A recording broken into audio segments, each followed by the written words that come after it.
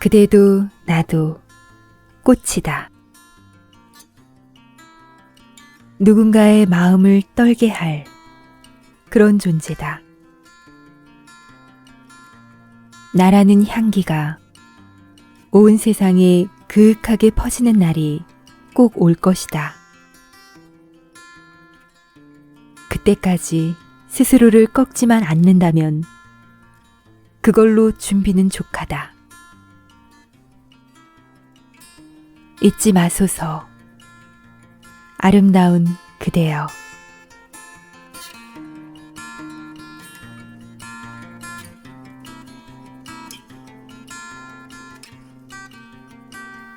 안녕하세요. 엘리사벳의 서재입니다. 흔히 목소리는 영혼의 울림이라고도 합니다. 이 영혼을 울리는 목소리를 내기 위해서는 호흡, 발성, 발음, 공명과 같은 꾸준한 훈련과 많은 노력이 필요하기도 합니다. 그렇게 다듬어진 목소리로 좋은 글을 낭독하는 일을 하는 사람들을 오디오북 나레이터라고 하는데요. 오늘은 그러한 꿈을 가진 6명의 낭독자가 함께 모였습니다. 바로 서혜정 낭독연구소의 조예신 성우 선생님께 북 나레이터 교육을 받고 있는 여섯소리입니다. 이번에 심화 과정을 수료하며 전문가 과정을 앞두고 있는데요. 6개월이라는 시간을 함께하며 조예신 성우 선생님과 동기분들 모두 정이 흠뻑 들었습니다. 낭독을 사랑하는 공통의 관심사를 가진 이들이 모여 더욱 그러했을 수도 있지만 매 시간 삶에 지쳐있는 수강생들을 한 명 한 명 격려하시고 동기부여하며 이끌어주신 조예신 선생님이 계셔서 가능하지 않았나 생각합니다. 선생님의 가르침처럼 진정성 있는 낭독으로 영혼을 울리는 북 나레이터로 성장하겠습니다. 이 영상을 빌어 항상 웃는 모습으로 저희의 마음까지도 위로해 주신 조예신 성우 선생님께 저희 모두 깊은 감사를 전합니다.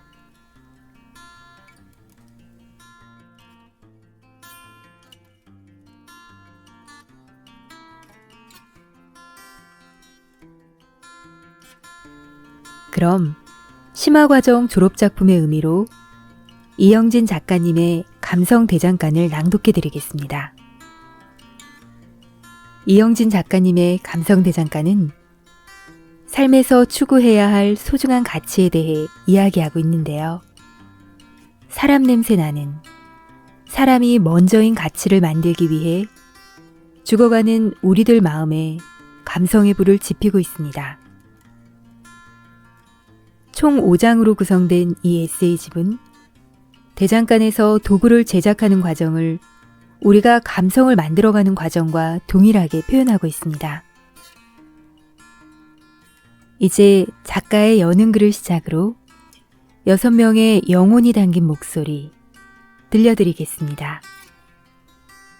좋은 시간 되세요.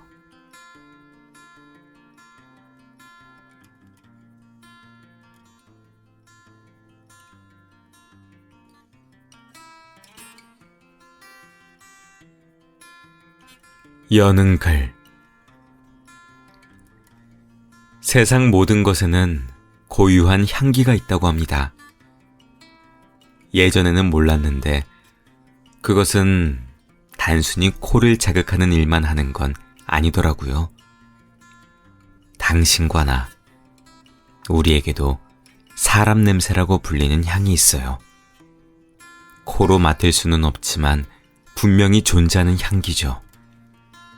인간적이고 따뜻하면서 고개를 절로 끄덕이게 하는 것. 언제부터인지 그 향을 느끼기 어렵게 됐어요. 살다 보니 이 사람 냄새가 그렇게 그리운 날이 있더라고요. 그래서 안타까운 마음에 감성대장간이라는 블로그를 열었습니다. 누구나 식은 삶을 달궈 사람 냄새나는 삶을 살기를 바라면서 결국 사람이란 싸늘한 냉기 안에서 퍼지는 작은 온기로 사는 게 아니겠는지요. 세상 참 차갑지만 이 책이 당신에게 그런 따뜻함이 되길 소망합니다. 무엇보다 그동안 잊고 살아온 삶의 가치에 대해 스스로 묻고 답하는 시간을 가졌으면 하는 바람입니다. 그리하여 당신에게 나는 사람 냄새가 다른 누군가에게 전해지면 좋겠어요. 마음에서 무언가 꿈틀댄다면 모든 것이 가능하겠습니다.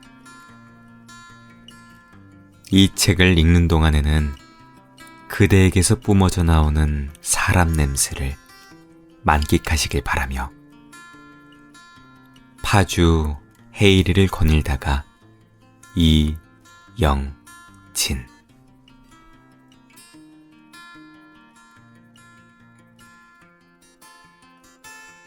1장 풀무 바람을 넣다. 낭독 엘리사벳. 불은 바람을 만나야 본질을 깨닫는다. 그대를 타오르게 하는 것들. 불의 앞날은 나면서부터 정해지지 않는다. 그것은 자기 옆구리에서 스멀대는 바람을 움키느냐 마느냐에 달렸다. 그 없는 거나 다름없는 선택의 찰나가 운명을 정하는 것이다. 여린 입김으로도 삽시간에 사라지는 잔불과 천지를 태우고도 남을 큰 불은 그렇게 만들어진다. 그러나 숨이 다해가는 잔불도 살고자 바람을 붙잡으면 기어코 자기의 본질을 깨닫게 된다. 불에게 바람은 곧 꿈이기 때문이다.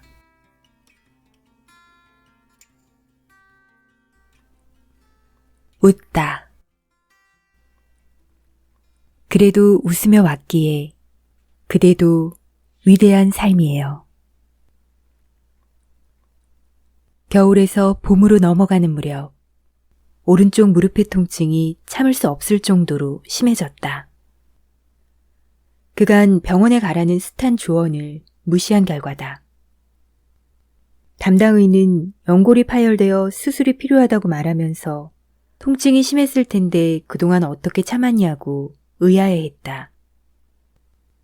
나는 약간 덜 떨어진 탓에 그 순간에도 인내라는 자랑거리를 잡아내어 으쓱대고 있었다. 며칠 뒤 수술대에 눕자 척수로 들어오는 마취제에 그 잘난 인내력도 나가 떨어졌다. 태어나 처음 겪는 병원 신세는 그야말로 고약했다. 무심결에 내다본 병실 밖의 세상은 영락없는 봄이었으나 내가 누운 병상은 아직 겨울이었다. 이튿날 같은 병실에서 커튼 하나로 보초를 서던 사람들이 하나둘씩 그 장막을 걷어내기 시작했다. 서로를 아군으로 판명한 모양이었다. 그러자 자연스럽게 통성명이 시작되었다. 의뢰 남자들끼리 모인 곳에서는 서로의 벼슬을 견주는 일이 비일비재하다. 동물들이 야생에서 물어뜯고 핥히며 확인하는 일을 인간이라는 이유로 고사항하게 하는 것일 뿐 그 본질은 같다. 다들 서로의 벼슬을 견주느라 정신이 빠졌을 때 이제 팔순이라는 노인이 유독 눈에 들어왔다. 그 노인의 입에서 이루어지는 미소와 말에 반하고 만 것이다. 노인은 병실에 있는 그 누구보다 건장한 사나이 같았다. 호걸스러운 기품이 가득하면서도 선을 넘지 않는 절제를 갖춘 사람이었다. 인간적인 모습만큼이나 그를 병문안 온 사람도 꽤 많았는데 나는 그때마다 가슴이 뭉클했다. 모두 걱정스러워하고 눈시울을 적시는데도 노인은 환한 미소를 멈추지 않았기 때문이다. 그 모습은 마치 드라마처럼 감동적이고 인상적이었다. 그렇게 시간은 흘렀고 나머지 환자들의 자리는 비거나 바뀌었지만 팔순의 사나이와 나는 여전히 자리를 지켰다. 우리는 조금 더 깊은 이야기를 나누며 서로에게 길들여졌다. 입원한 지 일주일쯤 되었을 때 담당이에게서 퇴원해도 좋다는 명을 받았다. 회복이 빠르다는 말에 기뻐했으나 이내 시무룩해졌다. 밍밍한 병원밥에서 해방되는 기쁨보다 노인과의 이별이 더 크게 다가왔기 때문이다. 나는 마지막 날이 더욱더 애틋해져 그에게 삶에 대한 깨달음을 얻어가야겠다는 생각이 들었다. 몸은 겨울처럼 묶여 있었지만 생각은 봄처럼 그의 뒤를 쫓고 있었다. 각자의 침대 위에서 마주하고 식사를 하던 중 내가 물었다. 어르신, 인생을 살다가 힘들고 어려울 때는 어떻게 해야 합니까? 옅은 미소와 함께 노인이 입을 열었다. 그런 게 어딨어. 그냥 웃으면 돼. 생각보다 멋은 없었지만 참 명쾌한 진리였다. 힘들고 어려울 때 짓는 표정을 상상해보면 그 상황에 웃는 것도 쉬운 일은 아니리라. 시련 앞에 웃으면 된다는 대답은 들숨과 날숨의 교차처럼 뭔가 살아있는 듯했다. 사연 많은 그의 인생에서 나온 최고의 현답이었다. 노인의 입술 끝은 무언가 보탤 말이 많아 보였지만 말을 아끼며 자신의 대답을 약간 보충했다. 젊은이, 힘들 때 너무 애쓰려고 하지 마. 그냥 한번 웃으면 생각이 달라질 거야. 그게 인간이거든. 과연 80년을 지탱해온 삶의 지혜였다. 아주 간단했지만 묵직한 메시지에 나는 두 눈을 질끈 감았다. 사람이 웃음을 잃으면 나아갈 수 없다는 깨달음을 얻은 것이다. 진리를 얻었다는 생각에 마음이 든든했다. 퇴원하고 며칠 뒤 다시 찾은 병원에 노인은 없었다. 아쉬웠지만 노인이 있어야 할 곳은 병원보다 집이 낫다는 생각으로 스스로를 달랬다. 그러고 보니 노인이 입원했던 이유를 묻지 않은 게 떠올랐다. 노인의 입술에만 집중하느라 마땅히 물어야 할 질문을 놓친 것이다. 미안한 마음에 간호사에게 그의 안부를 물었으나 뜻밖의 소식을 듣게 되었다. 다부진 산에 갔던 노인이 폐암 말기로 이미 시한부 인생을 산 지 꽤 되었다는 것이다. 그러나 기적적으로 시한을 한두 번 넘기기 시작하더니 답답하면 집에 갔다가 이상하다 싶으면 병원에 와서 한 일주일을 쉬다 간단다. 죽음을 자유자재로 손에 쥔 그가 마치 신선처럼 느껴졌다. 본인은 정작 삶과 죽음의 경계에 서 있으면서도 청춘에게 힘들 때는 웃으라고 조언해주던 찰나가 떠올라 가슴이 먹먹했다. 병원을 나서며 죽음이라는 뚜렷한 결말 앞에선 나를 마주했다. 온몸에 주름이 졌어도 마음만은 팽팽하던 한 사나이의 미소가 자꾸 어른거렸다. 그리고 이 삶을 어떻게 이끌어갈 것인지 여러 주문이 스쳤다. 노인의 말처럼 너무 아둥바둥 살아가지 않기로 했다. 꺾이고 비참해지는 순간이 오면 오히려 하늘을 올려다보고 껄껄대며 웃는 일이 더 삶에 도움이 될지도 모른다. 그날 이후 어려움에 직면할 때마다 노인은 양손의 검지로 입꼬리를 올리며 나에게 해보라고 권하는 듯하다. 따라하다 보면 상황은 그대로지만 어느샌가 맑아져 있는 나를 발견한다. 너절하다고 생각한 삶이 일순간에 정리되는 것이다. 무릇 삶이란 습관에 가깝다는 생각이 스친다. 흐리게 보면 한 치 앞도 볼 수 없고 맑게 보면 보지 못한 것들이 보인다.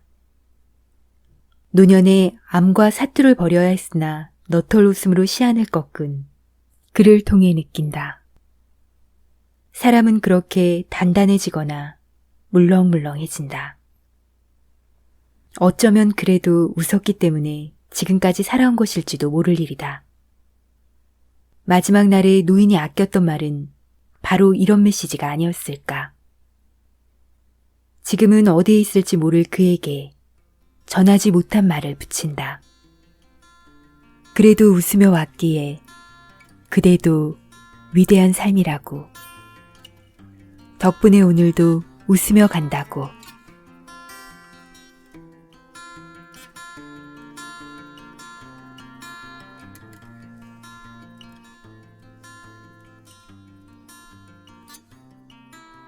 이장 달굼. 새빨갛게 달구다. 낭독자 제정이. 온전히 달궈져야 변할 수 있다. 그대를 변화하게 하는 것들. 쇠는 얼마나 성이 났는지 가늠조차 되지 않은 불길 앞에서 걸음을 멈추지 않는다. 멈추면 자기가 그저 사명 없는 쇳덩이에 불과하다는 것을 알고 있는 까닭이다. 그래서 쇠는 생과 사를 잊어버린다. 천지개벽의 순간에 발뒤꿈치를 밟히는 일을 없애는 것이다. 시뻘겋게 달아오른 채 화덕에서 걸어 나오는 쇠는 비로소 변화의 자격을 얻게 된다. 마침내 자기를 이기게 된 것이다. 가다. 여러 개로 보이던 삶의 갈래는 딱 두 길이었어요. 억지로 또는 의지로. 다들 겪는 사춘기를 나는 열병처럼 심하게 알았다. 그래서 말할 수 없었고 반항할 수 없었다. 표출하지 못하니 정지된 순간이나 마찬가지였다. 심할 때는 사건 하나하나에 멈춰서 망부석이 되곤 했다. 꼬리에 꼬리를 문 여러 질문이 나를 불러 세웠다. 답을 찾을 때까지 주구장창 머물러 있는 것이다. 사람이 적당히 아프면 살려달라고 애원이라도 하지만 나는 그렇게 말하지도 못했다. 너무 아팠기 때문이다. 지금도 어머니는 내가 속이 깊고 철이 일찍 들어 무난한 사춘기를 보냈다고 생각한다. 그게 아니라고 말하기에는 그 모습이 너무 좋아 보여서 여태 그러질 못했다. 그러나 이젠 틀려 먹었다. 산다는 일이 너무 크게 다가온 사춘기였다. 분명 살아 있었지만 죽은 것만 같았다. 꾸역꾸역 하루를 살아냈다. 멈춰 서고 싶었지만 알 수 없는 힘들이 나를 자꾸 뒤에서 밀었다. 밀었기 때문에 가지 않을 수 없었다. 산다는 게 이렇게 가야만 하는 것이라면 당장이라도 멈출 요량이었다. 어린 마음에 깃든 어리석은 객기가 나에게서 나를 점점 더 밀어내고 있었다. 아버지는 이런 모습을 눈치챘는지 나에게 멋쩍은 제안을 하셨다. 워낙에 과묵한 분이 그런 말씀을 하신 게 놀라웠다. 아버지 하는 일 같이 해볼래? 아버지가 하시는 일이 공사장에서 하는 것이라고 대충 알고 있었지만 자세히 알지는 못했다. 몇 번을 물어도 무슨 일을 하는지 제대로 알려주신 적이 없었다. 알고자 하는 인간의 본성은 그 제안을 매력적으로 보이게 했다. 그래서 고민도 하지 않고 그렇게 하겠다고 대답했다. 무엇보다 아버지가 대체 무슨 일을 하는 사람인지 궁금했다. 아버지의 일터는 사춘기 소년에게 그야말로 지옥이었다. 번쩍번쩍한 빌딩들이 태어나기 전에는 모두 지옥을 품었다는 것도 그때 알았다. 눈에 보이지 않는 시멘트 가루가 온몸의 모든 구멍을 막았다. 삐죽하게 나온 철사는 언제라도 나를 찌를 기세였고 묵직한 석재들은 언제든 나를 덮치겠다고 위용을 과시했다. 얼마나 힘이 들었는지 온몸에 알이 베어 날마다 베개를 베면 그대로 골아떨어졌다. 바닥에 구멍 숭숭 뚫린 임시 승강기를 탈 때면 다리가 후들거렸다. 그렇게 죽고 싶었던 내가 살고 싶어졌다. 그곳은 생사가 공존하며 서로 오가는 곳이었다. 자신의 일생을 먼지 속에 막힌 채 식솔들을 살리는 마음이 묻힌 그런 곳이었다. 아버지가 하는 기술의 조공 역할을 몇 주 동안 해내고 있을 때쯤 몸도 적응했는지 잊고 있던 게 생각났다. 왜 사는가? 이 지독하고 캐캐 묵은 먼지 속에서 아버지가 무엇을 보시는지 궁금했다. 세상 그 누구도 이 일을 좋아할 것이라는 생각은 들지 않았다. 그러나 아버지는 해내오시고 해내고 계셨다. 사무적인 말만 오간 부자 사이에 정적을 깨기로 했다. 나는 여기서 사는 일에 대한 답을 얻어가야 한다는 사명감이 들었다. 아버지는 무엇 때문에 사세요? 아버지는 나의 싱거운 질문에 고개를 획 돌리더니 하던 일에 집중하셨다. 오기가 생긴 나는 다시 물었다. 아버지는 무엇 때문에 사시냐고요? 아버지는 알 수 없는 미소를 하고 말했다. 뭘 무엇 때문에 살아? 너 때문에 사는 거지. 많은 것이 사무쳤다. 그리고 가슴이 뜨거워졌다. 사는 일에 대한 답을 찾게 된 것이다. 산다는 것에 대해 고민하다가 삶을 포기하려고 한 나 자신이 한없이 부끄러워졌다.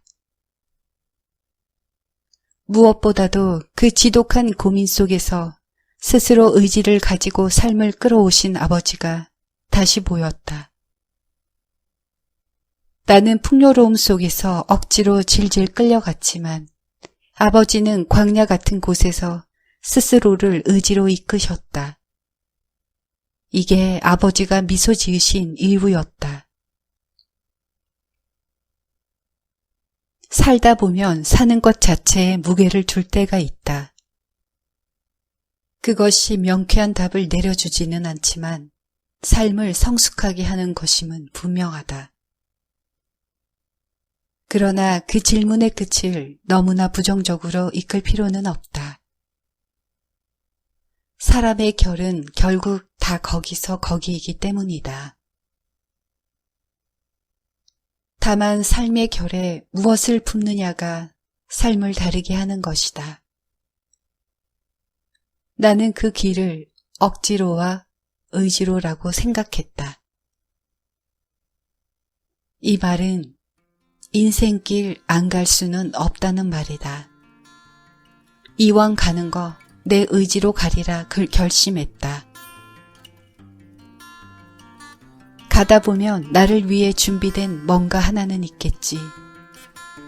없어도 그것마저 내 길이지 뭐. 어쩌랴.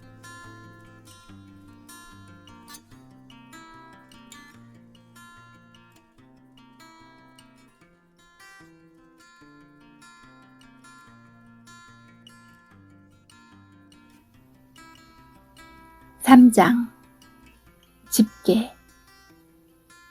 속도보다는 방향에 몰두한다. 그대를 바로 서게 하는 것들. 시뻘건 쇠를 집어든 집게에게 서두름이란 없다. 쇠의 열기로 쓰러지는 지문이 애틋하지만 온갖 인내를 품어 절대 흐트러지지 않는다.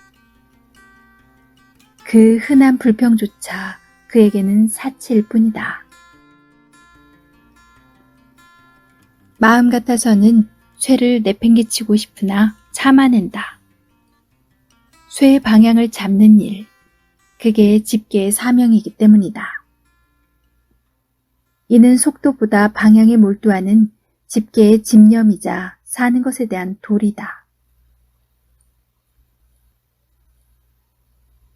일으키다. 사람이 되고자 하는 의지, 그것이 삶을 다시 일으켜요. 명함을 한 장 건네받았다.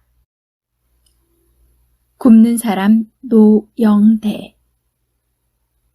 강렬했다. 느슨해진 마음의 결을 단숨에 헤집고 들어왔다. 동료들과의 기탄 없는 식사 자리가 아쉬워 옮긴 양고기 집에서 나는 감성에 불탔다. 굽는 사람이라니. 사장도 아니고 대표나 매니저도 아닌 굽는 사람이라니. 눈을 비비며 명함을 다시 봤다. 영락없이 굽는 사람이었다. 이른을 바라본다는 사내가 건넨 명함이 나를 마구 흔들었다. 살면서 사랑의 다음으로 나를 미치게 한 짧은 글자였다. 명함을 한번 봤다가 다시 굽는 사람의 얼굴을 번갈아 봤다. 분명 보통 사람이 뿜는 기운이 아니었다. 명함 꽤 받아봤지만 이런 느낌은 처음이었다. 이 사람이 어떤 사람인지, 뭐 하는 사람인지, 무슨 생각을 하고 사는 사람인지 아주 명료하게 이해됐기 때문이다. 혹시 나는 역시 나라고 했던가? 그의 언행에는 수많은 세월을 조각한 사람으로서의 품격이 있었다. 여기가 지금 양고기 식당인지 인격 수양소인지 분간이 안 됐다. 그를 따르고 싶고 배우고 싶었다. 이제 30이 간 넘은 내가 나보다 2배를 더 산 굽는 사람에게 들이대며 간단히 통성명했다. 세상 사람 누구 하나 따질 것 없이 나부터도 나를 설명하기 어렵다. 나는 누구인가라는 본질적인 물음이 머리를 휘감았다. 짱짱하게 또아리를 튼 뱀처럼 그 물음은 나를 절대 놓아주지를 않았다. 동료들의 대화 속에 오가는 말이 귀에서 튕겨나갔다. 나는 어떤 사람이지? 나는 어떤 사람이지? 나를 어떻게 설명할 수 있는지 생각해내려고 갖은 힘을 썼다. 쨍 하고 부딪히는 술잔에 담겨 목을 타넘는 소주도 나를 쓰러뜨리지 못했다.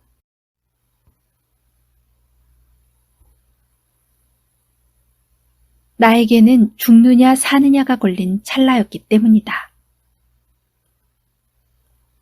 그 순간 이 일이 일어나고야 말았다. 머리와 턱 수염이 희끗희끗한 굽는 사람이 나를 불렀다.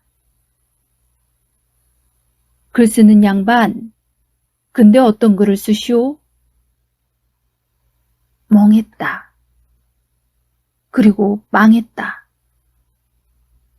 굽는 사람의 통찰력에 멍했고 나의 멍청함을 들킨 것에 망했다.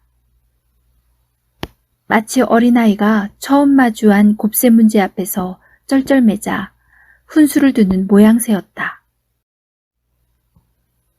그래도 그는 마지막에 인간미를 보였다. 어떤 글을 쓰는지 스스로 답해주기를 바랐다. 그렇다. 나는 쓰는 사람이었다.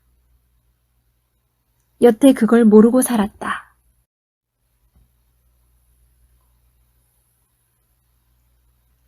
조잡한 몇 줄로 입에 풀칠할 생각이 나며 작가라는 소리를 들으면 그저 좋아했다. 공은 없으면서 마치 훈장을 단 것처럼 말이다. 부끄러움이 밀려왔다. 이 개운치 않은 기분을 날려버리고 싶었다. 저는 사람 사는 이야기를 씁니다. 자리를 마치고 집에 와 빈 노트를 꺼내 적었다. 쓰는 사람 이영친. 드디어 사람이 됐다. 우리 부모님. 나에게 공부하라고 말씀하신 적 없어도 늘 사람이 되라고 신신당부하셨다. 마침내 그것을 이루었다. 효자가 따로 없다. 내가 어떤 사람인지, 뭐 하는 사람인지, 무슨 생각을 하고 사는 사람인지 아주 명료하게 정리되었다. 오래전 풀지 못해 그냥 사는 대로 살자고 두고 온 문제를 풀었다. 먼저 사람이 되는 일에 집중해야 했다. 내가 아는 모든 것은 그 다음 문제였다. 마음은 깃털 같았고 내일이 기대됐다. 한 번도 기대해 본 적이 없는 내 일이. 그대는 어떤 사람인가?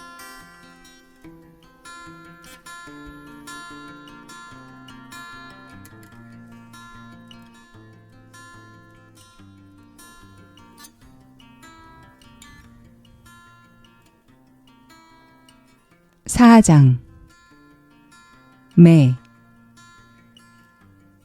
모양을 잡다. 낭독 김은옥. 모양새는 사람을 담아야 한다. 그대를 향기나게 하는 것들. 매는 말씬해진 쇠를 숨도 고르지 않고 내려친다. 인정머리 없다는 수근거림에도 개의치 않는다.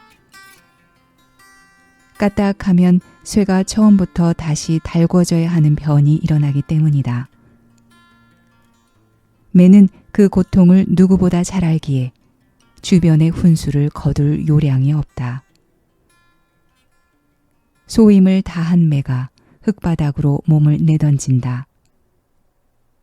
흠씬 얻어맞고 몸을 일으킨 쇠가 어찌 다 알 수 있으랴. 그것이 자신의 몸에 매의 향을 남기는 일이었음을.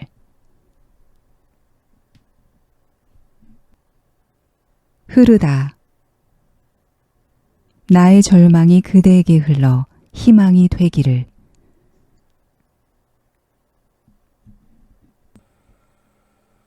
자그마한 독서 모임을 하며 마음을 살찌우고 있다. 나와 인연을 맺은 사람들이 깡마른 내 마음에 부딪혀 아파할까 부단히 애정을 쏟는다. 모르긴 몰라도 읽고자 하는 본능이 삶을 성장시킬 것이라는 믿음이 있어서다. 이름도 얼마나 재치 있는지 다독다독 독서 살롱이다. 다독다독 많이 읽고 위로받자는 의미가 담겨 있다. 이제 갓 30이 넘은 청년들의 모임이지만 그 깊이는 헤아리기 어렵다. 마치 맛이 미친 김치가 제대로 익었을 때의 느낌이랄까. 수없이 넘어져 처지기도 모자랄 판에 각자의 인생을 묵직하게 나아가는 모습이 그렇게 느껴진다. 이런 이유로 매주 열리는 독서 모임에 열과 성을 다한다. 나의 삶을 가장 기특하게 여기게 하는 순간 중에 하나다. 시간이 흐를수록 구성원들의 의식이 성숙해짐을 느낀다. 혼자 생각하던 것을 여럿이 나누고 거기에서 쏟아져 나오는 깨달음이 배가 되니 당연한 일이다. 처음에는 서먹하고 낯설어 서로 숨기기 바빴던 모임이었는데 지금은 말하는데 아주 도 같았다.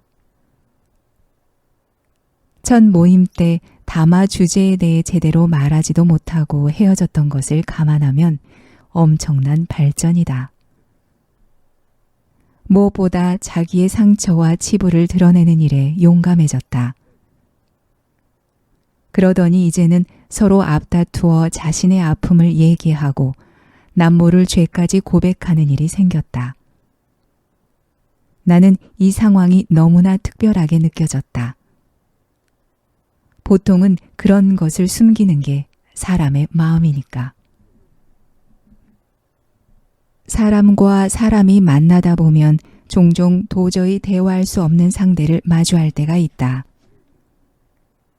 자신의 치적과 영광을 입에 침이 마르도록 자랑하기 때문이다. 적당한 선에서 마무리하면 유종의 미라도 거둘 수 있을 텐데 그러질 못한다. 자랑이라는 게 그렇지 않은가? 내리막길 뿐이라 그 끝없는 길에 들어서면 빠져나오기가 몹시 어렵다. 거기에 부러워하는 타인의 시선까지 추가되면 이야기는 무한 반복이 된다. 그러나 진물이 흐르는 나의 아픔을 이야기하는 일은 너무나 다르다. 그것에는 사람과 사람을 연결하는 통로가 있어 어디든 흐르게 만든다. 고백, 공감, 반성, 축복의 네 박자가 열리는 순간이다. 그렇다고 서로가 가진 아픔이 아무렇지 않기에 서슴없는 게 아니다. 나의 절망이 누군가에게는 희망이 되리라고 소망하기에 가능한 일이다. 나는 그래서 아픔과 부족한 모습을 내놓는 게 좋다. 끊임없이 말을 할까 말까 고민하지만 결국 누군가의 치유와 또 다른 고백을 끌어내기 때문이다. 무엇보다도 그렇게 아물지 않던 상처가 독서 모임을 통해 치유된다는 사실이 기쁘다. 암흑에서 빛으로 나와 사람이 되어가는 것이다. 삶의 장막에 켜켜이 자리 잡은 보잘것없는 이야기는 누군가에게 흘러 또 다른 인생을 연다. 밀알 하나가 땅에 떨어져 많은 열매를 맺듯이 그 이야기도 생명을 낳는 것이다. 빛에서 빛으로 가기에 빛의 소중함을 아는 게 아니다. 어둠에서 빛으로 가기에 빛의 위대함을 아는 것이다. 사람은 그렇게 오늘도 읽는다. 그러니 자신의 삶에서 뿜어지는 좋은 것에만 도취되지 말자. 내면 깊은 곳에 숨겨둔 나의 아픔이 누군가를 살릴 수 있다는 사실에 집중하자. 그렇게 보면 도무지 어느 것 하나도 버릴 게 없는 삶이다.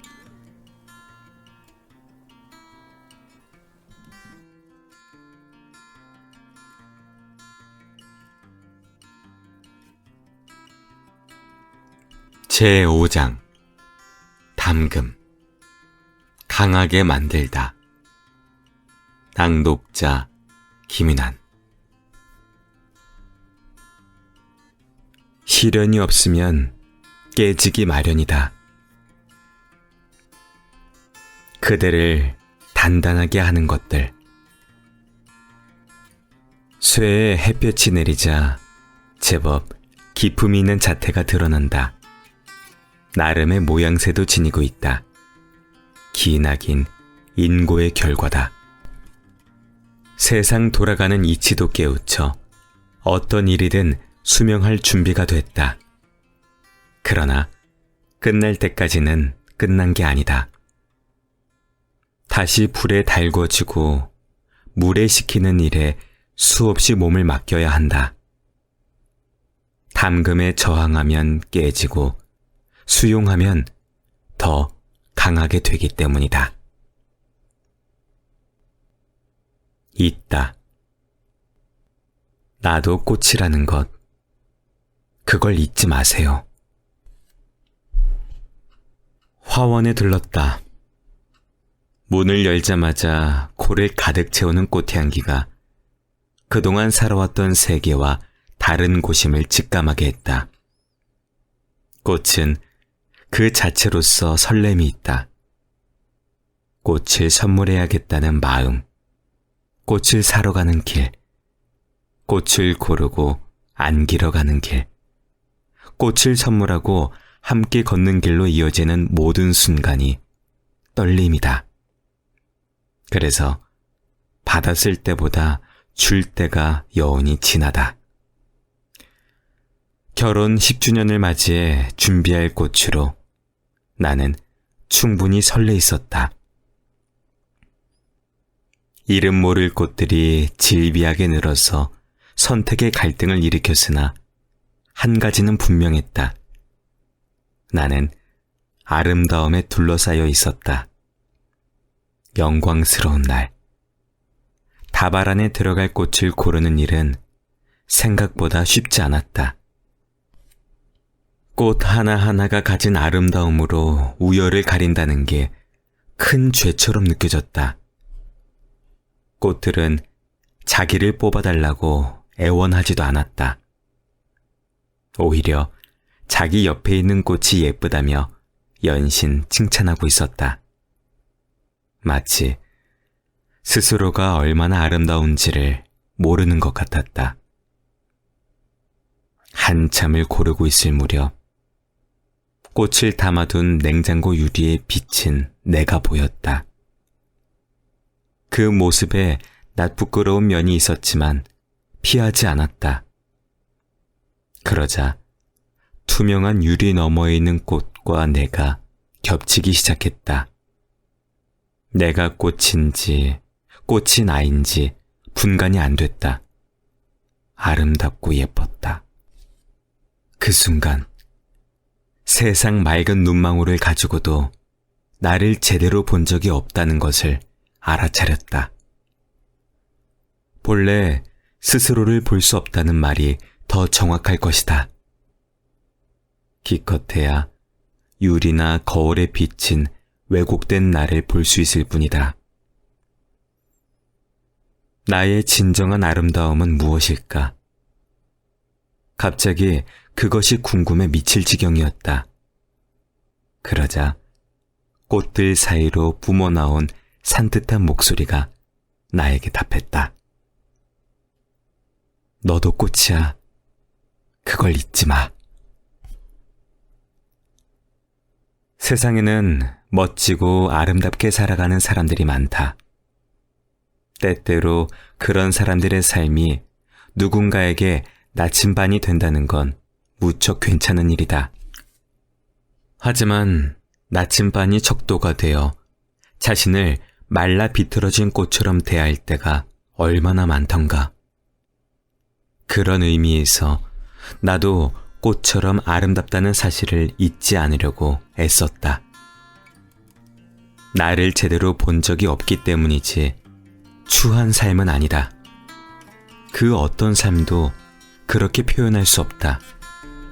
어떤 노랫말을 빌리자면 꽃보다도 아름다운 게 사람이다. 화원을 나서며 꽃다발만큼이나 내 마음도 풍성해져 있었다. 꽃다발과 함께 나는 스스로 꽃이 되었다. 마치 잊고 있던 기억을 찾은 것처럼 부끄럽지만 기뻤다. 무엇보다 한 사람 한 사람이 꽃이라는 생각에 눈에 비친 사람들이 더없이 소중하게 느껴졌다. 그대도 나도 꽃이다. 누군가의 마음을 떨게 할 그런 존재다. 나라는 향기가 온 세상에 그윽하게 퍼지는 날이 꼭 올 것이다. 그때까지 스스로를 꺾지만 않는다면 그걸로 준비는 족하다. 잊지 마소서. 아름다운 그대여.